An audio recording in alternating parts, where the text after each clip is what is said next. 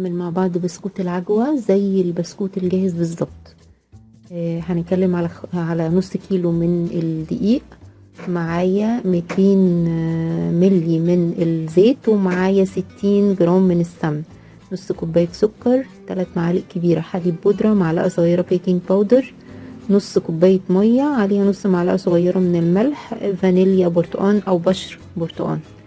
اول حاجة انا ببس الدقيق مع الزيت والسمن، ببسهم مع بعض كويس جدا في العجان او على ايدي، زي نفس فكرة بس الكحك كده، او زي ما انتوا شايفين بتبقى طرية جدا لدرجة انك تحسي ان عليها سوائل وهي ما عليهاش اي سوائل خالص. بركنها على جنب، وبيكون عندي نص كوباية المية ومعاها نص معلقة صغيرة من الملح سخنة، بدوب فيها فانيليا البرتقان او بشر البرتقان مع نص كوباية السكر. على ما بنبس الدقيق مع المادة الدهنية بتكون بردت وهديت، ببتدي اضيف المية مع السكر على الدقيق والمادة الدهنية بتاعتنا. بخلط طبعا بطراطيف صوابعي بس، وبعد كده بيكون عندي مقدار من العجوة.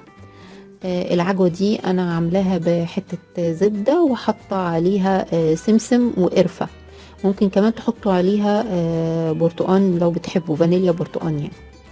طبعا طريقة التشكيل واضحة جدا بالنسبة لكم في الفيديو. في طبعا انتوا معاكم ممكن تقللوا كمية العجوة عن كده، وممكن تزودوا، بس انا بشوف ان الكمية الوسط دي بتبقى معقولة جدا، وبتبقى بالظبط زي البسكوت اللي بنجيبه جاهز. حاولوا تقفلوا كويس قوي على العجوة علشان ما تخرجش اثناء التسوية.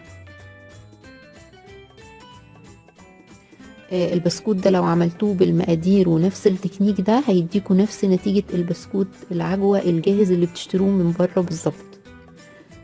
انا بديله نفس الشكل بالسكينة. الطريقة طبعا واضحة قوي معاكم في الفيديو، حتى مش محتاجة ان انا اشرح يعني.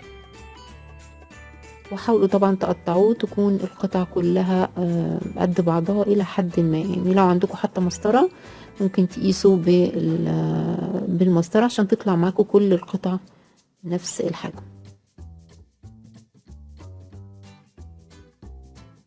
برصه في صينية وبشغل الفرن على 180 درجة، رف اوسط، وبشغل عليه كمان من الجريل من فوق لحد ما بياخد اللون الذهبي الجميل ده من فوق ومن تحت. بيبقى تحفة تحفة، وفي قرمشة جميلة جدا، والعجوة جوه بتبقى سايحة، تحفة جدا. جربوه، كل سنة وانتم طيبين.